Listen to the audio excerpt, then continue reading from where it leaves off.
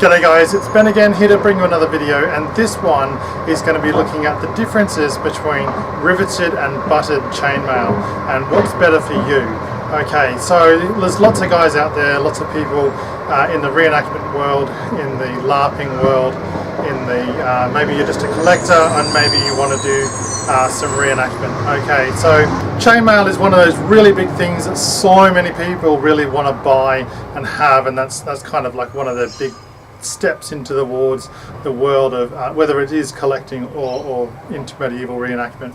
And so before we go down that road too much, it's really important to take a few very important steps to just research what we're getting, why we're getting it, and is it the right thing for me.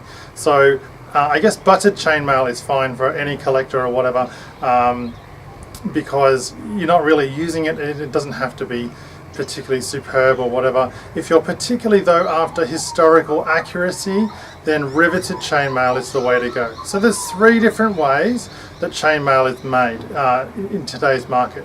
Riveted, which is a round circle of wire, and what happens is that is usually flattened, or at least they put two holes in it, and they then put a nail through effectively, or a rivet, and they close that rivet, and now you have something which is incredibly strong. You have butted chainmail, and we'll show you that in a second, and this is simply a ring of wire which is held together by nothing other than tension, and it can come apart very easily, although there are some medieval reenactment groups that prefer it, which is very interesting, and I'll get to that a bit more later. And the third way is welding. Welding en masse for this kind of thing I really don't see works at all. And so I would personally suggest you just ignore it, because it's not much better than butted chainmail, and typically because it's mass produced in countries like India, Pakistan, Afghanistan, China, Taiwan, some of those sort of areas, then what we tend to find is it's just not that suitable. Alrighty, so let's take a quick look at actual butted chainmail. Alrighty, so this is an Aventail of a helmet that I have, one of the earlier helmets that I bought actually, and you'll see this is simply butted chainmail, and you should be able to see just here where the link has joined in this particular one.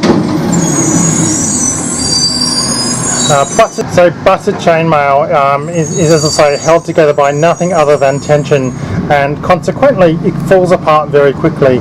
So even just putting on this Aventail and taking it off again, if the links are not made very well, the chainmail will start to come apart. And so if you're doing any kind of reenactment or any kind of like role play games where there's actual sword strikes, even from foam weapons, you'll find that some of these will come apart. I said earlier there are some reenactment groups that prefer butted chainmail. That's interesting because it can depend on what it's made from. So chainmail can be made from three different things. So whether that is like aluminium, whether it's steel or galvanized steel. Historically, the steel that you would have used would have been slightly different, but that's okay.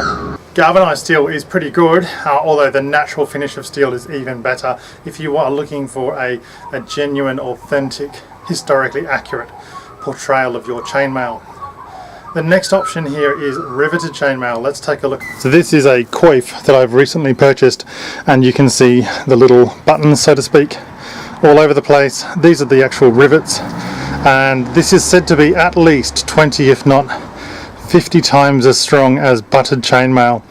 This is very historically accurate, and you can find that, for example, in the examples from the Battle of Visby and many others all around the world. So if you're looking for genuine, good quality chainmail, which is going to last you some time, as in sort of 5 to 10 or maybe even 20 years if you look after it, then I would suggest going for a good quality steel chainmail, riveted chainmail option. Now in terms of size, you're looking at 6 to 8 millimeters as the ideal.